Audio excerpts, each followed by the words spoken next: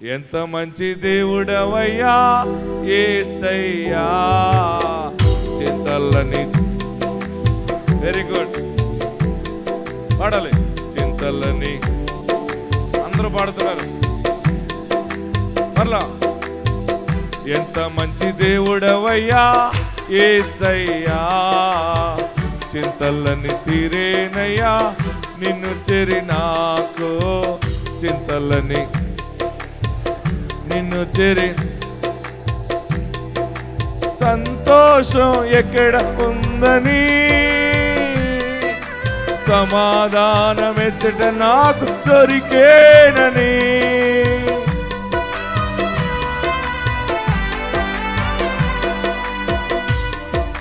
సంతోషం ఎక్కడ ఉందని,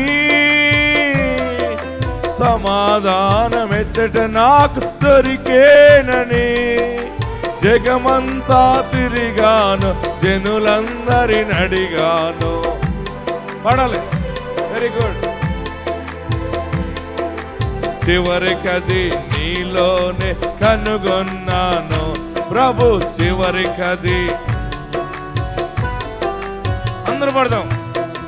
ఎంత మంచి దేవుడవయ్యా యేసయ్యా, చింతలని తీరేనయ్యా నిన్ను చేరి నాకు. చింతలని. ఆరోగ్యం ఎక్కడ ఉందని, ఆనందం ఎచ్చట నాకు దొరికేనని.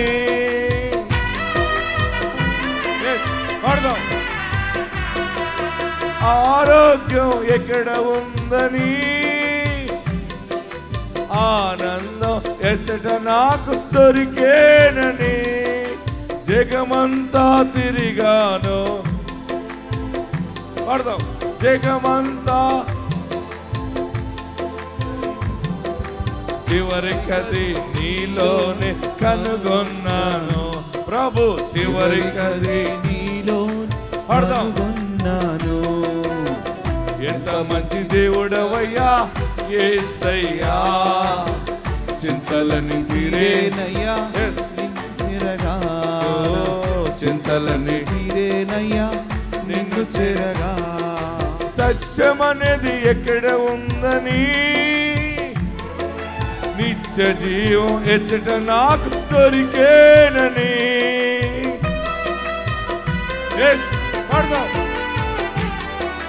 సత్యమనేది ఎక్కడ ఉందని,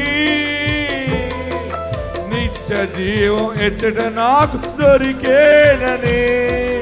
ఎన్నెన్నో చేశాను, ఎందరికో మొక్కాను. ఎన్నెన్నో చేశాను, ఎందరికో మొక్కాను. చివరికది నీలోనే కనుగొన్నాను ప్రభు, చివరికది. ఆమేన్. పడదాం, చప్పట్లు కొడదాం. ఎంత మంచి దేవుడవయ్యా యేసయ్యా, చింతలని తీరే. పడదాం. నిన్ను చేరినా చింతలని తీరేనయ్యా. సత్యమనేది చేరినా, సత్యమనేది ఎక్కడ ఉందని, నిత్య జీవం ఎచ్చట నాకు దొరికేనని. ఆమేన్. సత్యమనేది ఎక్కడ ఉందని, సత్యం ఎక్కడ ఉందని, నిత్య జీవం ఎచ్చట. ఎవరెవరు అడిగాను, ఎందరినో అడిగాను, ఎందరికో మొక్కాను. ఎందరికో మొక్కాను. చివరికది నీలోనే కనుగొన్నాను ప్రభు, చివరికది నీలోనే కనుగొన్నాను. గ్లోరీ. ఆమేన్. ఎంత మంచి దేవుడవయ్యా యేసయ్యా, చింతలని తీరేనయ్యా నిన్ను చేరి నాకు. చింతలని నిన్ను చేరి నాకు. ఆరోగ్యం ఎక్కడ ఉందని, ఆనందం ఎచ్చట నాకు దొరికేనని. ఆరోగ్యం ఎచ్చట ఉందని. ఎన్నెన్నో డాక్టర్ దగ్గరికి వెళ్ళాను కానీ దొరికేనని. జగమంతా తిరిగాను, జనులందరిని అడిగాను. జగమంతా తిరిగాను. పడదాం. చివరికది నీలోనే కనుగొన్నాను. ప్రభు చివరికది నీలోనే కనుగొన్నాను. ఎంత మంచి దేవుడవయ్యా యేసయ్యా, చింతలని తీరేనయ్యా నిన్ను చేరినాకు. చింతలని తీరేనయ్యా నిన్ను చేరి నాకు. హల్లెలూయా. గట్టిగా హల్లెలూయా చెప్పండి. ఇంకా గట్టిగా హల్లెలూయా చెప్పండి. వాక్య భాగానికి వెళ్దాం. పరిశుద్ధ గ్రంథంలో ప్రకటన గ్రంథము చివరి పుస్తకం, బైబిల్లో చివరి పుస్తకం 14వ అధ్యాయము 3వ వచనం చదివి సహాయం చేస్తారని ఆశిస్తూ ఉన్నాను. అందరూ కూడా బైబిల్ తెరవండి. అందరి దగ్గర బైబిల్ ఉన్నాయా? చేతిలో బైబిల్ పెట్టుకున్నారా? ఒకసారి బైబిల్ పైకెత్తి చూపించండి. ఎంతమంది దగ్గర బైబిల్ ఉన్నాయి? అదే, అందరి దగ్గర బైబిల్ ఉండాలి. బైబిల్ లేని వాళ్ళు కూడా కొనేసుకోండి. బైబిల్ కొనుక్కోండి. ముందు ముందు బైబిల్ దొరకదు. ఇంకా రోజులు బాగుగా లేవు. యేసయ్య పరిచర్య ఆపాలి అని అనేక రకాల కుట్రలు జరుగుతూ ఉన్నాయి. కానీ ఈ పరిచర్యని, క్రీస్తు నామాన్ని ఆపాలని ఎంతోమంది రాజులు అయిపోయారు. ఎవరు దీన్ని ఆపాలని అనుకుంటారో ఇంకా ప్రబలం అయిపోతుంది అనమాట. ఇది యేసు నామము బలమైనది. ఆమెన్. ఎలాంటిది? ఇది బలమైనది. ఎంత బలమైనది అంటే ఇది వేషధారణ లేని ఆత్మకార్యాలు జరిగేది. ఆమెన్. వాక్యంలోకి వెళ్దాం. ప్రకటన గ్రంథము 14వ అధ్యాయము 3వ వచనం. బైబిల్ ఉన్నవారు తెరవండి. నేను 3 అంకులు చదివినప్పుడు అందరూ చదవాలని ఆశిస్తూ ఉన్నాను. వారు స్టడీ 1, 2, 3. వారు సింహాసనం ఎదుటను, అందరూ చదవాలి. వారు సింహాసనం ఎదుటను, ఆ 4 జీవుల ఎదుటను, పెద్దల ఎదుటను ఒక కొత్త కీర్తన పాడుచున్నారు. భూలోకములో నుండి కొనబడిన ఆ 144,000 మంది తప్ప మరెవరునూ ఆ కీర్తన నేర్చుకొనజాలరు. అందరు నాతో చెప్పండి. Revolution chapter 14 verse 3. బైబిల్ ఉన్నవారు తెరవండి. Revolution chapter 14 verse 3. వారు సింహాసనం ఎదుటను, ఆ 4 జీవుల ఎదుటను, పెద్దల ఎదుటను ఒక కొత్త కీర్తన పాడుచున్నారు. భూలోకములో నుండి కొనబడిన ఆ 144,000 మంది తప్ప మరెవరునూ ఆ కీర్తన నేర్చుకొనజాలరు. హల్లెలూయా. గట్టిగా హల్లెలూయా చెప్పండి. ఇంకా గట్టిగా హల్లెలూయా చెప్పండి. ఈరోజు 144,000 మంది పాడిన కొత్త కీర్తన అనే మాటను మనం ధ్యానం చేయబోతూ ఉన్నాం. ప్రియులరా, ప్రకటన గ్రంథంలో మనం చూస్తున్నప్పుడు 14వ అధ్యాయం మొదటి నుండి చూస్తే ఇంకా క్లియర్గా మీకు అర్థమవుతుంది. మరియు నేను చూడగా ఇదిగో ఆ గొర్రె పిల్ల సియోను పర్వతం మీద నిలువబడి ఉండెను. ఆయన నామమును ఆయన తండ్రి నామమును నొసల యందు లిఖింపబడి ఉన్న 144,000 మంది ఆయనతో కూడా ఉండిరి. మరియు విస్తారమైన జలముల ధ్వనితోనూ గొప్ప ఉరుము ధ్వనితోనూ సమానమైన ఒక శబ్దము పరలోకము నుండి రాగా వింటిని. నేను వినిన ఆ శబ్దము వీణెలు వాయించుచున్న వైణికుల నాదమును పోలి ఉన్నది. దేవునికి మహిమ కలుగును గాక. ఇది ప్రకటన గ్రంథము అంటారు. దీన్ని రెవల్యూషన్ అంటారు. ప్రకటన గ్రంథాన్ని ఇది ఎవరు రాశారంటే యోహాను అనేటువంటి భక్తుడు రాశాడు. యోహాను భక్తుడు ఎలా రాశాడు అంటే, ఈ బైబిల్ గ్రంథంలో ఈ ప్రకటన గ్రంథము రాసిన యోహాను ఎవరంటే, యేసు ప్రభువారు 2000 సంవత్సరాల క్రితం భూలోకానికి శరీరధారిగా వచ్చినప్పుడు ఆయన దగ్గర ఉన్నటువంటి 12 మంది శిష్యులలో ఒక శిష్యుడు యోహాను. ఈ యోహానే యేసు ప్రభు సిలువ మోస్తున్నప్పుడు యేసు ప్రభుతోనే ఉన్నాడు. ఈయన యేసు ప్రభు శ్రమలలో శ్రమ అనుభవించినటువంటి గొప్ప శిష్యుడు సెయింట్ జాన్ అంటారు. ఇతన్ని ఏమంటారు? ఇతన్ని సెయింట్ జాన్ అంటే పరిశుద్ధ యోహాను. ఈ యోహాను యేసు గురించి, ఆయన శ్రమలలో పాలుభాగస్తుడై యేసయ్య గురించి కూడా చెప్తూ ఉంటుంటే, యోహానే యేసు ప్రభు వారు సిలువ వేయబడినప్పుడు ఆయన దగ్గర నిలబడిన ఒకరిలో ఒకడుగా ఉన్నాడు. ఆయన ఆత్మను అప్పగించే సమయంలో 7 మాటలు పలుకుతున్నప్పుడు ఈ మనుషుడికే ఇదిగో నీ తల్లి అని ఆయన తల్లి అయిన మరియను ఈ యోహానుకి అప్పగించాడు. అందుకని ఈ యోహానుకు చాలా పెద్ద చరిత్ర ఉన్నవాడు ఈయన. హల్లెలూయా చెప్పండి, గట్టిగా హల్లెలూయా చెప్పండి.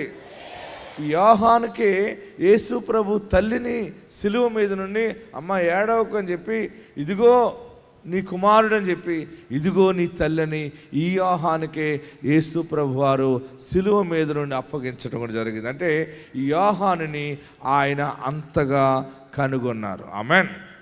మరి యేసు ప్రభు వారు సిలువ వేయబడటం, సమాధి చేయబడటం, తిరిగి లేవటం, ఆయన ఆరోహణమై వెళ్ళిపోయిన తర్వాత యేసు ప్రభు వారు లోకరక్షకుడని సువార్త ప్రకటిస్తూ ఉంటుంటే ఈ యోహానుని పద్మాస్ ద్వీపంలోకి నెట్టివేశారు. ముందుగా ఈ యోహానుని యేసు గురించి చెప్పొద్దని చెప్పారు, యేసు నామము నువ్వు మాట్లాడొద్దని చెప్పారు. అయినా ఆయన మానలేదు. కొట్టడానికి చూసి కొట్టారు, కొట్టినా కూడా మాట్లాడుతూ ఉన్నాడు. చంపుదామని చూశారు. చివరికి ఇన్ని ఎలా చంపాలంటే మరుగుతున్న నూనెలో ముంచేద్దామని చెప్పి వారు మరుగుతున్న నూనెలో యోహానుని అలాగా దించేశారు నూనెలోకి. ఆ నూనెలో దించితే యోహానుకి ఆ మరుగుతున్న నూనె చల్లటి నీళ్ళలో స్విమ్మింగ్ పూల్లో పడుకున్నట్టుందట. ఆయన కాలిపోలేదు, బొబ్బలు రాలేదు.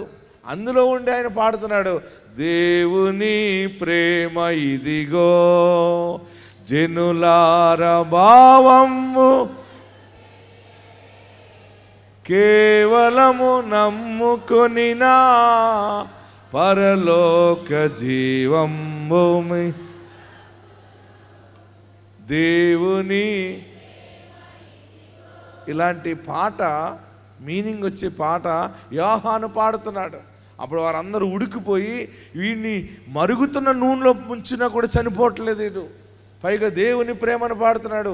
ఇలా కాదని చెప్పి ఆ దేశానికి దగ్గరగా ఉన్నటువంటి దీవె, మనకు అండమాన్ దీవి ఎలాగుందో అలాగే ఒక దీవి, పద్మాస్ ద్వీపం అని చాలా దీవులు ఉన్నాయి అక్కడ.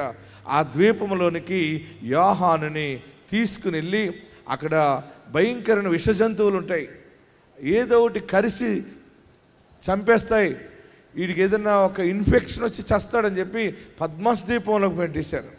పద్మాస్ ద్వీపంలో యోహాను ఒంటరిగా ఉన్నాడు. ఆ పద్మాస్ ద్వీపం ఈ రోజుకి ఉంది. దేవుని చిత్తమైతే నేను తొందరలో ఈ యోహాను ఈ ప్రకటన గ్రంథం ఎక్కడ రాశాడు ఆ గుహ దగ్గరికి నేను వెళ్ళబోతా ఉన్నాను. మీరు వస్తారా? నేను వెళ్తున్నాను, వస్తానన్న వాళ్ళు చేయి పైకి ఎత్తండి, మీకు కూడా చూపిస్తాను.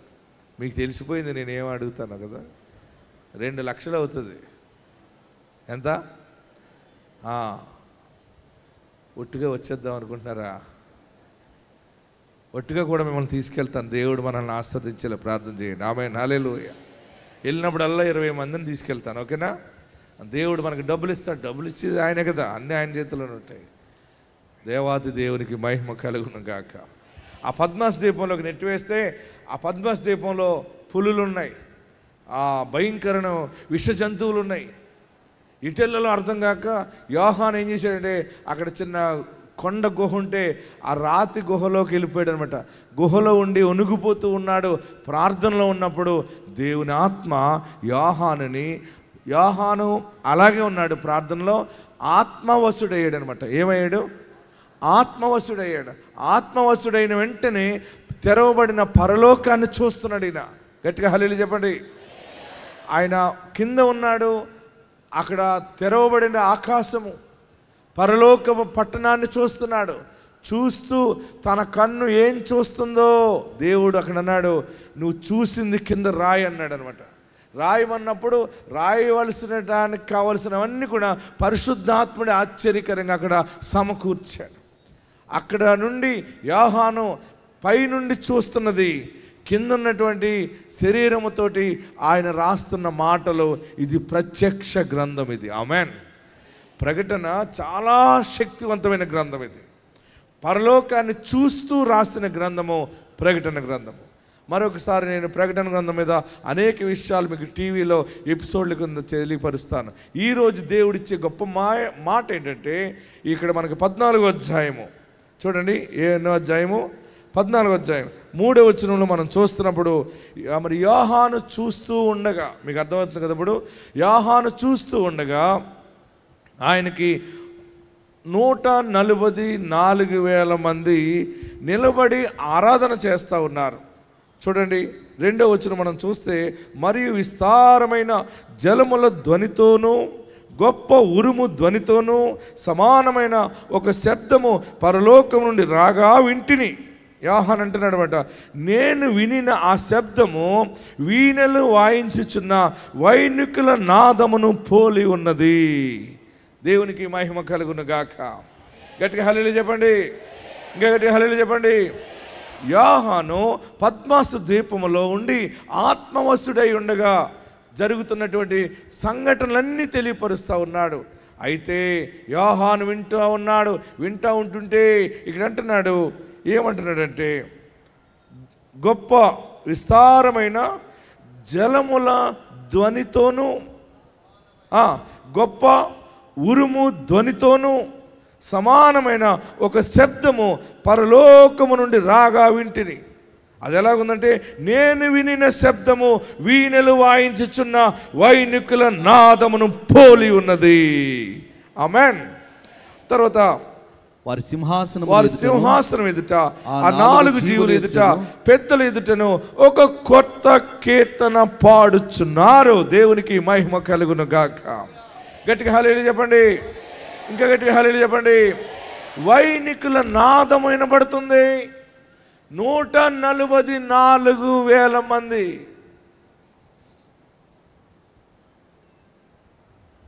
వారు సింహాసనం ముందు కొత్త కీర్తన పాడుచున్నారు. ఎవరు వీరు? ఎంతమంది అన్నాడు అక్కడ? 144,000 మంది. 144,000 మంది. తొందరలో ఈ 144,000 మంది ఎలా వచ్చారో నేను తొందరలోనే తెలియపరుస్తాను మీకు. అయితే ఈరోజు దేవుడు పరిశుద్ధాత్ముడు, నేను ప్రార్థనలో దేవుని సన్నిధిని అడిగినప్పుడు దేవుడు నాకు ఇచ్చిన మాట ఏంటంటే, ఈ 144,000 మంది మహాశ్రమలలో నుండి వచ్చిన వారంటండి. ఎలాంటి శ్రమల నుండి వచ్చిన వారు? మహాశ్రమలలో నుండి. వారిని దుష్టుడు సాతానుడు ఎంతగా గలిబిలి చేసేసినా, వారి ఆరోగ్యాలు పాడు చేసినా, వారి వ్యాపారాలు పాడు చేసినా, వారిని బ్రతకకుండా చేసేంత స్థితి కష్టాలు కలగజేసినా, వారు యేసు కొరకు నిలిచి ఉన్నటువంటి గొప్ప వీరులు. 144,000 మంది క్రీస్తు కొరకు నిలబడిపోయిన వారు. ఆమేన్. హల్లెలూయా. గట్టిగా హల్లెలూయా చెప్పండి. ఇంకా గట్టిగా హల్లెలూయా చెప్పండి. శ్రమలో పడినటువంటి వారు దేవుని సింహాసనం ఎదుట, దేవుని రాజ్యములో గొప్ప వీణల ధ్వనితో కొత్త కీర్తన పాడుచున్నారు. ప్రియులరా, శ్రమలు మనం పడుతున్నాం, బాధలు పడుతున్న మనకి పరిశుద్ధాత్ముడిస్తున్న మాట ఏంటంటే, నీ నోట నా నోట దేవుడు కొత్త కీర్తన అనుగ్రహించబోతా ఉన్నాడు. మనం శ్రమ పడుతున్న ప్రతి సమయము ఒక పల్లవి రాయబడుతుంది పరిశుద్ధాత్మ చేతితోటి. హల్లెలూయా చెప్పండి. మీరు అప్పులు పాలయ్యారు అనుకోండి, రోగము వచ్చేసింది అనుకోండి, మీ భార్య భర్తల మధ్య గొడవలు వచ్చినా, పిల్లల మధ్య సమాధానం లేకపోయినా, కరువులు కాటకాలు ఇబ్బందులు ఎన్నెన్నో వచ్చి బాగా బాధలు అవుతుంటే, దేవా ఏం చేస్తున్నావు అని అడుగుతాం కదా. ఈ 144,000 మంది ఆ మాట అనలేదు. మాకు ఎన్ని శ్రమలు వచ్చినా, మా ప్రాణం పోయినా పర్వాలేదు, కానీ మేము క్రీస్తు కొరకు ఎదురు చూచు వారమై ఉన్నామన్నాడు. ఆమేన్. గట్టిగా హల్లెలూయా చెప్పండి. మీకు ఎన్నో శ్రమలున్నాయి, మీకు ఎన్నో బాధలున్నాయి, మీకు ఎంత కష్టము పీకల మీదకు వచ్చినా సరే నీ విశ్వాసములో బలముగా ఉండు. ఎంత శ్రమ వస్తుందో, ఎంత బాధ వస్తుందో ఆ సమయంలో ఒక స్వరకల్పన దేవుడు చేస్తాడు. ఆమేన్ చెప్పండి. గట్టిగా హల్లెలూయా చెప్పండి. నీకొక పాట దేవుడు నీ నోట పెట్టుపోతున్నాడు. మీరు బాగా గమనించండి, కష్టం వచ్చినప్పుడల్లా నాట్యం చేయాలి. మీరు నాట్యం చేయగలరా? కష్టం వస్తే నాట్యం చేయగలరా? భర్త లేని మాట అన్నాడు అనుకో, నీకు నాట్యం వస్తుందా? వెంటనే షేర్ కట్టేసి సర్దీసుకుని బ్యాగ్ పట్టుకుని పోతానంటావు. ఎక్కడికి వెళ్తావు? మా అమ్మగారింటికి వెళ్ళిపోతాను. అలా అమ్మగారింటికి పుట్టిదే ఎవరు ఉండరు. ఎవరింటికి వెళ్తే ఎవరు ఊరుకుంటారు చెప్పండి? మా అన్నయ్య ఉన్నాడని వెళ్ళిపోతానంటది ఒక్కొక్క ఆమె. ఆ అన్నయ్య భార్య రానెత్తుదా? మంచినీళ్ళు కూడా ఇవ్వదు. మా తమ్ముడు ఉన్నాడు, అందరూ పెద్ద పెద్దగా కద్దరు సొక్కాయలు వేసుకుని ఉంటారు తప్ప ఎవరిని రానివ్వరు. ఎవరి దగ్గరికి వెళ్తాం మనం మరి? చెప్పండి, చెప్పాలి. అన్నలన్నా తమ్ముళ్ళైనా నీవు బాగుంటేనే పలకరిస్తారు, లేకపోతే నిన్ను లిస్టులో తీసి పాడేస్తారు. కానీ తీసి పాడేసిన ప్రతి సమయము తీసుకోవటానికి సిద్ధంగా ఉన్నవాడు యేసు నీ దగ్గర ఉంటాడు. హల్లెలూయా, హల్లెలూయా. ఈ 144,000 మంది పడిన శ్రమలు ఈ భూలోకంలో ఎవ్వరూ పడి ఉండరు అనమాట. అంటే అన్ని శ్రమలలో కూడా క్రీస్తు కొరకు నిలబడిన వారు. ప్రియులరా, నీవు శ్రమ పడుతున్నావు, నీవు నలిగిపోతున్నావు, చెప్పుకోలేనంత బాధతో కుమిలిపోతున్నావు కదా, నీ కొరకు పరిశుద్ధాత్ముడు ఒక పాట రాస్తున్నాడు. తొందరలోనే నీ నోట కొత్త సాక్ష్యము రాబోతా ఉంది. పైగా నీ పాట, నీ సాక్ష్యము ఎక్కడుంటుందంటే సింహాసనం ముందు ఉంటుంది. ఆమేన్ చెప్పండి. రాజసింహాసనం ముందు ఉంటుంది. రాజుల అధికారుల ముందు పాడతావు. నీ గ్రామంలో సాక్షిగా నిలబడతావు. ఎలాగుంటుందంటే ఆ పాట ఉరుము ధ్వని వలె, జలముల ధ్వని వలె నీ నోట పాట ఉంటుంది. అంతా నా మంచికే. వచ్చేసింది మీకు. అంతా నా మేలుకే. అయిపోయిందా? పాడదామా? 1 2 3. అంతా నా మేలుకే, ఆరాధన యేసుకే. అంతా నా మంచికే, తల వంచితే తన చిత్తమునకు తల. పాడండి. ఆరాధన ఆపను, స్తుతించుట.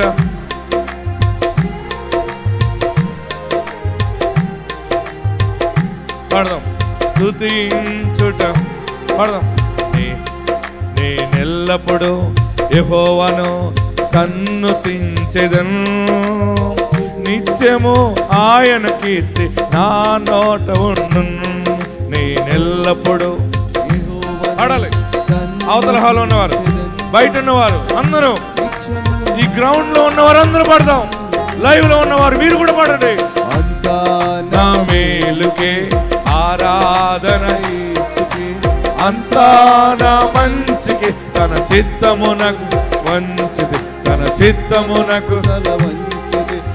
ఆరాధన ఆపను, స్తుతించుట. కష్టాలు వచ్చినా ఆరాధన ఆపను, స్తుతించుట మానను, స్తుతించుట మానను. అంతా నా మేలుకే, ఆరాధన యేసుకే. అంతా నా మంచికే. గొడవలు అవుతున్నాయా? ఇబ్బందులు అవుతున్నాయా? సమస్యల మీద సమస్యలు పడుతున్నాయా? రోగం ఇంకా ఎక్కువైపోతుందా? అయినా దేవుడు నీ నోట కొత్త పాట పెట్టబోతా ఉన్నాడు. స్తుతించుట మానను, స్తుతించుట మానను. నేనెల్లప్పుడు యెహోవాను సన్నుతించెదను, నిత్యము ఆయన కీర్తి.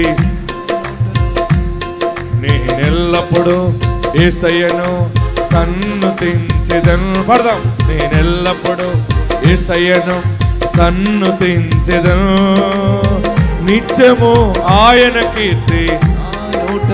పడలే. నిత్యము ఆయన కీర్తి. అంతా నా మేలుకే, ఆరాధన. చేతులు పైకెత్తి చెప్పకూడదు. అంతా నా మంచికే,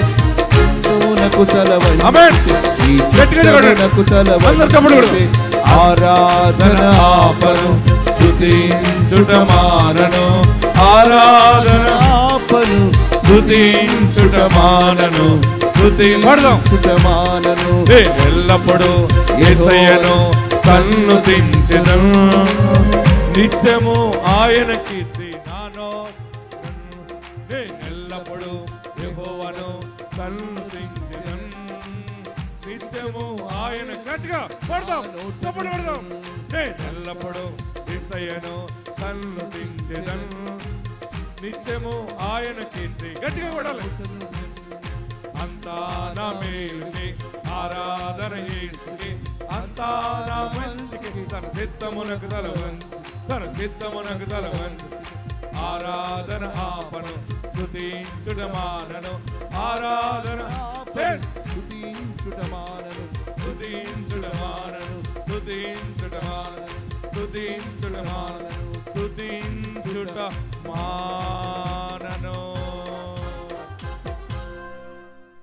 అప్పులోళ్ళు వడ్డీ కట్టమని ఇంటికి వచ్చి కూర్చుని నువ్వు ఇచ్చే వరకు నేను వెళ్ళను అని కూర్చుంది అనుకోండి, బ్యాంకు వాళ్ళు వచ్చి కూర్చున్నారనుకోండి, పాటలు వస్తాయా చెప్పాలి? మీరు అలా బ్యాంకు వాళ్ళు కూర్చున్నారు, ఇంకా అదే సమయంలో చీట్ ఇచ్చిన వాళ్ళు కూడా వచ్చారు, టెండర్ ఇచ్చిన వాడు వచ్చాడు, వడ్డీకి ఇచ్చినవాడు వచ్చాడు, అందరూ నలుగురు వచ్చారు. నలుగురు 4 మాటలు నేను మాట్లాడుతున్నప్పుడు నీవు పాడగలవా? ఇలాగ పాడగలవు. వాళ్ళందరినీ కూర్చోడు ఆరాధన ఆపను అంటే ఊరుకుంటారు వాళ్ళు. వాళ్ళు ఊరుకపోయినా నువ్వు పాడగలవా? గట్టిగా చెప్పండి. మీకు రోగం వచ్చింది, అప్పులు వచ్చినాయి, లేదా ఇల్లు ఏదో పాడైపోయింది, అన్ని నష్టం అయిపోయింది, పాడగలవా? చెప్పాలి, నిజం చెప్పండి. పాడగలను అన్న వాళ్ళు ఎవరైనా ఉన్నారా? పాడగలను అనే స్థితిలో ఉన్న వారికి మాట అన్నమాట. ఆమెన్. ఎంత పెద్ద పోరాటం వచ్చినా, ఎంత పెద్ద శోధన వచ్చినా, నేను ఒకడికి సంతకం పెట్టాను, ఆ మనుషుడు జంప్ అయిపోయాడు. ఆడికి వడ్డీ కట్టలేదు, అసలు కట్టలేదు. ఇంకొకరికి ఎవరికో పెళ్ళికి వెళ్ళాను. ఆ పెళ్ళి జరుగుతున్నప్పుడు ఆ పెళ్లి కూతురు తరపు వాళ్ళు 40,000 అంత పెళ్లి కొడుకు ఇవ్వాలి.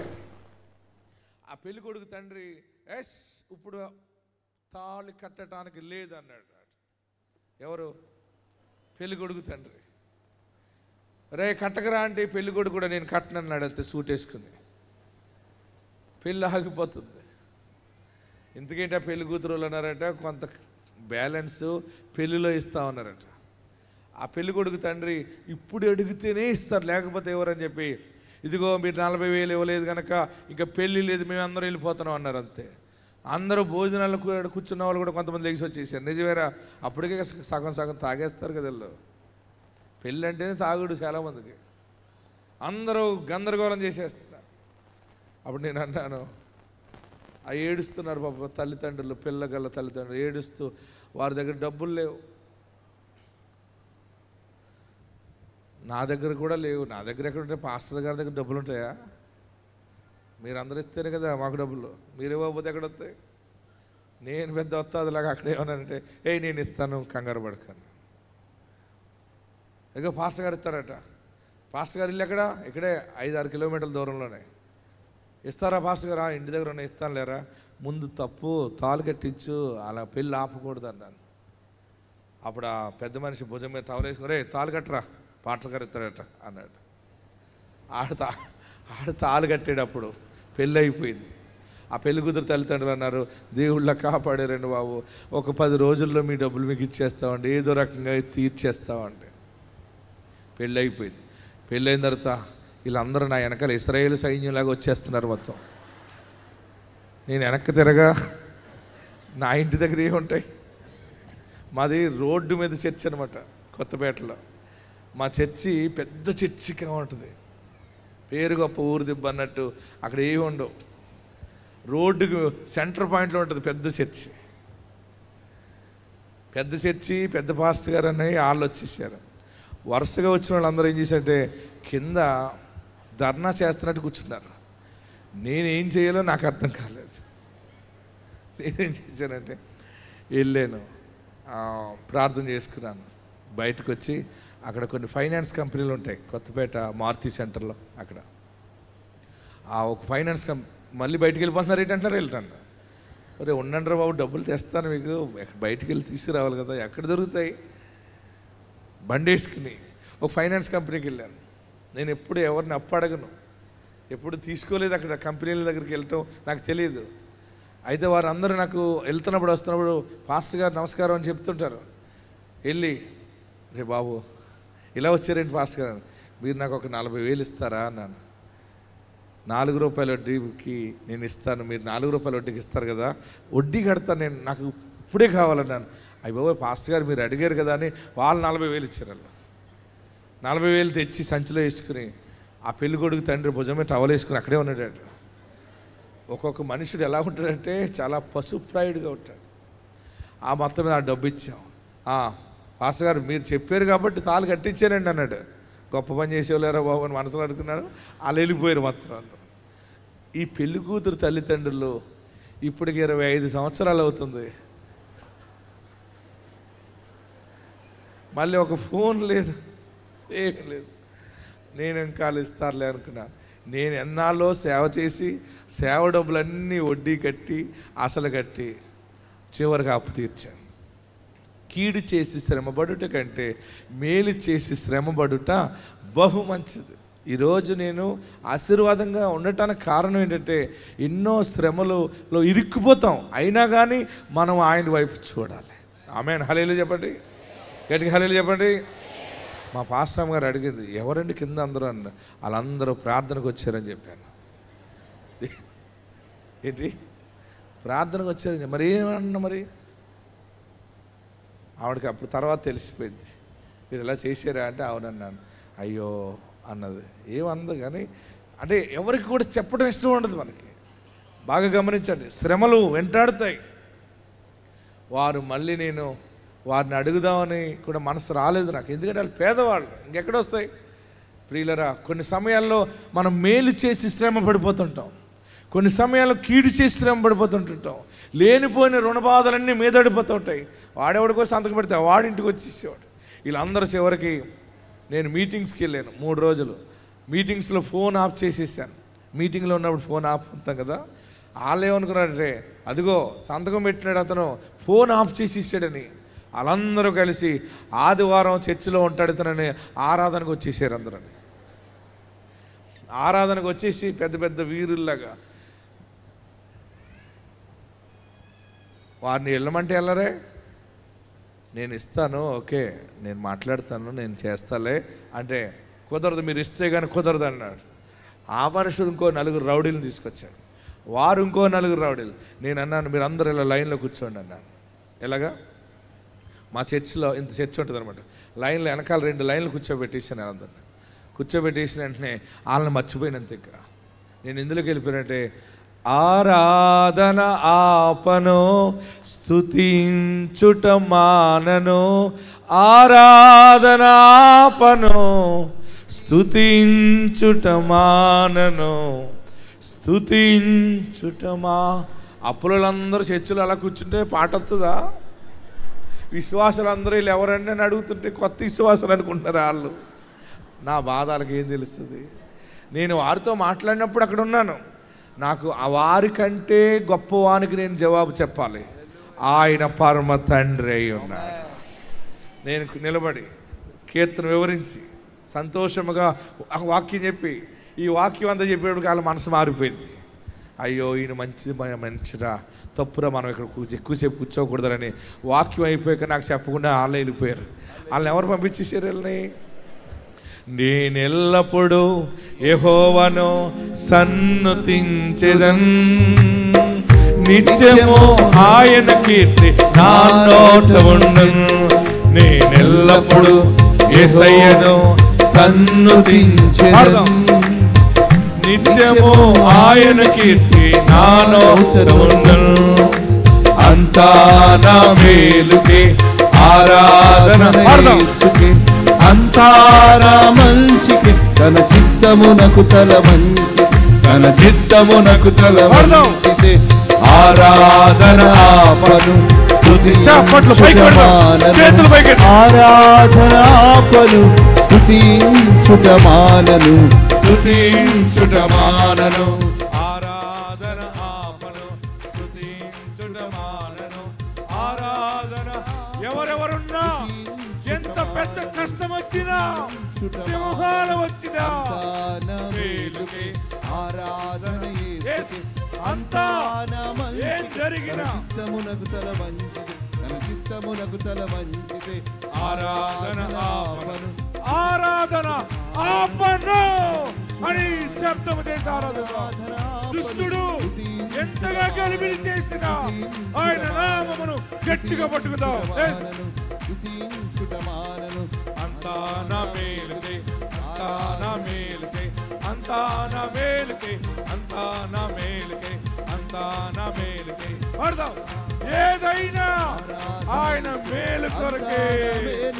ఆరాధన యేసుకే, ఆరాధన ఆపను, ఆరాధన ఆపను. ఆమేన్.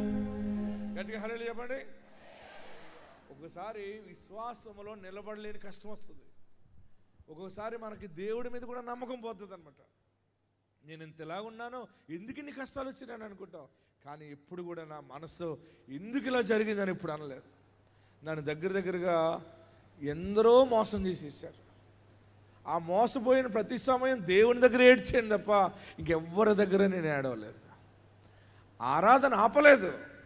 అందుకే ఒక ప్రవక్తగా దేవుడు మీ ముందు నా ముందు నిలబెట్టాడు. శ్రమలు వస్తాయి, ఇబ్బందులు వస్తాయి. జాగ్రత్తగా ఉండగలిగితే నీ నోట కొత్త కీర్తన దేవుడు ఈ నెల నుండి ఇవ్వబోతా ఉన్నాడు. ఈ 144,000 మంది ఎవరంటే మహాశ్రమలు పడిన వారు భూలోకములో. వారి గురించి పరిశుద్ధ యోహాను చెప్తా ఉన్నాడు. వారు ఎక్కడుండి పాడుతున్నారంటే కొత్త కీర్తన సింహాసనము ఎదుట, 4 జీవులు ఎదుట. మీరు శ్రమలలో ఉన్న మీరు పరిశుద్ధతను కాపాడుకోండి. యేసు నామాన్ని గట్టిగా పట్టుకోండి. అదే మిమ్మల్ని తారాస్థాయికి తెచ్చేస్తుంది. హల్లెలూయా చెప్పండి, గట్టిగా హల్లెలూయా చెప్పండి. నేను రోజు సేవకి వెళ్తే క్రిస్మస్ కోసం పాంప్లెట్స్ పంచి పెడుతుంటే ఫైనాన్స్ కంపెనీ వాడు వాయిదా కట్టలేదని బండి లాక్కెళ్ళిపోయాడు చేతిలోంచి. అక్కడ అందరూ చూసి నవ్వారు. సిగ్గు అయిపోయింది. కానీ దేవా నీ పనికి వెళ్తున్నాను, ఇది ఈఎంఐ కట్టలేదు, బండి ఎట్టుపోయాడు ఏంటి, నేను సేవ చేయను అన్నానా? ఓకే, మన దగ్గర డబ్బులు లేవు, కట్టలేకపోయాం. 1,550 రూపాయలు ఈఎంఐ కట్టాలి. 2 నెలలు కట్టలేకపోయాను. విశ్వాసుల దగ్గర డబ్బులు లేవు, మన దగ్గర డబ్బులు లేవు. అలాగే నేను ఎవరిని అప్పడగలేదు. బండి పట్టిపోయి అడిగాను, రేపు పట్టుకెళ్ళకరా బాబు, ఒక 2 రోజులు టైం ఇవి పట్టుకొస్తానన్నాను. కుదరదండి, బండి పట్టిపోతాం అన్నాడు. అలాగా గట్టిగా మాట్లాడవద్దు, మాకు ఈరోజు రాత్రి మా చర్చిలో క్రిస్మస్ జరుగుతుంది, వాళ్ళందరూ కానుకలు ఇస్తారా, రేపు ఇస్తానులే అన్నాను. మీరు రేపు వచ్చి పట్టుకెళ్ళండి, నేను బండి ఎట్టుపోతామని అందరి ముందు తాళం లాగేసుకున్నాడు. నన్ను అలాగ పక్కకి నెట్టాడు. నేను బైబిల్ పట్టుకుని నడుచుకుంటూ ఆ బ్యాంక్ కాలనీ, అది బ్యాంక్ కాలనీ అందరి దగ్గరికి వెళ్ళి ఈరోజు క్రిస్మస్ ఆ బండి ఎట్టుపోయినట్టు అప్పుడే వదిలేశాను. మంద కాదేమో పోనీ, రైట్. ఇప్పుడు ఏం చేయాలి? నేను నా పని, నేను ఎవరికి మాట ఇచ్చాను? దేవుడికి మాట ఇచ్చాను. నా పని నేను నిర్వర్తించాలని చెప్పి ఇంటింటికి సంతోషంగా వెళ్ళి పత్రికలు పంచిపెట్టి, రండి సాయంత్రం క్రిస్మస్ ఆరాధన ఉందంటే అందరూ వచ్చారు. మధ్యాహ్నం బండెట్టుపోయాడు, సాయంత్రం సూట్ వేసుకుని టై కట్టుకుని ప్రసంగం చేశాను నేను. మా సంఘంలో ఒక అతను ఉన్నాడు, ఆయన చూసేసాడు, తెలిసిపోయింది. ఆయన అంటున్నాడు, ఎవడు మీ మధ్యాహ్నం బండెట్టుపోయాడు, అంత అవమానం చేస్తే మీరు సూట్ కట్టుకుని ఎలా ప్రసంగం చేశారండి అన్నాడు. నేనన్నాను, నేను ఎవరు పని చేస్తానంటే ఆయన పని చేస్తున్నాను, నేను ఆయన మీద ఆనుకున్నాను. ఆమేన్, హల్లెలూయా. గట్టిగా హల్లెలూయా చెప్పరే. నేను తొందరలో రేపు వేసవకాలం మీ దగ్గరికి హెలికాప్టర్లో రాబోతున్నాను. శ్రమలు వస్తాయి, బాధలు వస్తాయి, కానీ ఆయన మనల్ని అనాదిగా వీడేవాడు. కోట్లు విలువైన కారులోనే తిరుగుతున్నా, కానీ ఆ రోజు శ్రమను జ్ఞాపకం చేసుకుంటాను. ప్రతిదినము ఆయనను కాపాడుకోవటానికి ప్రయత్నిస్తున్నాను. మీకు నేనే సాక్షి ఎందుకు చెప్తున్నానంటే, మీకు వచ్చిన శ్రమలు తాత్కాలికంగానే ఉంటాయి. మనసు పాడు చేసుకోకండి. మీరు విశ్వాసములో బలంగా ఉండండి, విశ్వాసమందు బలవంతులుగా ఉండండి. మీరు 144,000 మంది మనుషులు ఏ రీతిగా వారు సింహాసనం ముందు ఉండి కొత్త కీర్తన పాడుతున్నారో మీరు కూడా ఎవరు మీ నోట కొత్త కీర్తన దేవుడు పెట్టబోతారు. హల్లెలూయా చెప్పండి. మొన్న ఆల్రెడీ వెళ్ళిపోయి హెలికాప్టర్ చూసి వచ్చాను. అసలు హెలికాప్టర్ ఏంటి సంగతి, ఇది సేవకు ఎలా ఉండాలి అని అడిగాడు, ఏ మోడల్ కావాలని. సరే మోడల్ సరస్సు వద్దని చెప్పి మొన్న ఒక హెలికాప్టర్ తీసుకుని ఒక రౌండ్ వేసి వచ్చేసాను. మన బండి ఫైనాన్స్ ఎట్టుపోయాడు, కానీ మనం ఎక్కడికి వెళ్ళినప్పుడు హల్లెలూయా చెప్పరే. చూడండి, ఫోటో చూపిస్తాను మీకు. హెలికాప్టర్ డుర్రుమని తిరిగి వచ్చేసాను. మీ కడపలో దిగబోతున్నా. అవసరమైతే ఒక స్పెషల్ ఫ్లైట్ కూడా దేవుడు మనకి ఇస్తాడు ఆయన. వచ్చిందా? ఏది? ఇదిగో అందులో ఉండి అన్నీ తిరిగాను, చూశాను. అసలు ఏంటి సంగతి అన్నాను. ఇప్పుడు మన పైన ఉంటే ఫైనాన్స్ కంపెనీ వాడు వస్తాడా? కష్టాలు మర్చిపోవడానికి ఉండవు. ఎంత శ్రమ పడతావో అంత ఆశీర్వాదం ఉంటుంది. ఆమెన్. గట్టిగా హల్లెలూయా చెప్పండి, గట్టిగా హల్లెలూయా చెప్పండి. మీకు మంచి రోజులు వస్తున్నాయి. మీకు గొప్ప విడుదల రోజులు చూడబోతున్నారు. గొప్ప ఆశీర్వాదాన్ని చూస్తారు. ఇక్కడ యోహాను చూస్తున్నది ఏంటంటే, గొప్ప మాట ఏంటంటే, ఏమన్నాడు అక్కడ, వారు సింహాసనం ఎదుట, 4 జీవుల ఎదుట, పెద్దల ఎదుట ఒక కొత్త కీర్తన పాడుచున్నారు. ఆమేన్.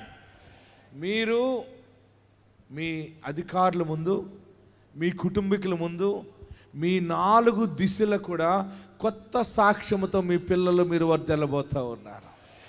ఆయన మీకు అన్యాయం చేయడు, ఆయన అన్యాయం చేయడు, ఆయన అన్యాయం చేయడం అసంభవం.